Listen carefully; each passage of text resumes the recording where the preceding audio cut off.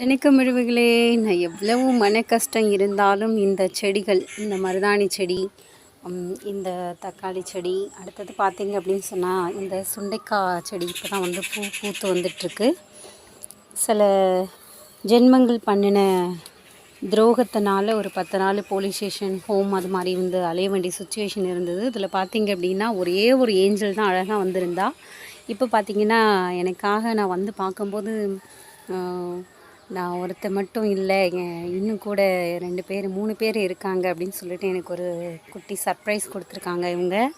பாருங்கள், நான் ரொம்ப ஹாப்பியாக அந்த பிளான்ட்டை வச்சேன். என்னோடய வயிற்றில் இருக்கக்கூடிய 4 மாத குழந்தையோடு சேர்த்து இந்த 4 ஏஞ்சல்ஸும் எனக்கு அவ்வளோ ஹாப்பியாக இருக்குது.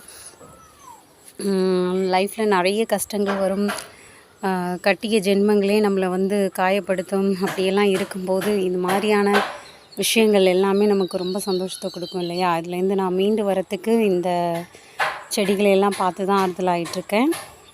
கண்டிப்பாக நீங்களும் இந்த மாதிரி வீடுகளில் ஒரு செடி வச்சு வளருங்க. அது கொடுக்குற சந்தோஷம் கூட மனுஷங்களால் நமக்கு கிடைக்க மாட்டேங்குது இல்லையா? எப்படி இருக்குது பார்த்துட்டு சொல்லுங்கள்.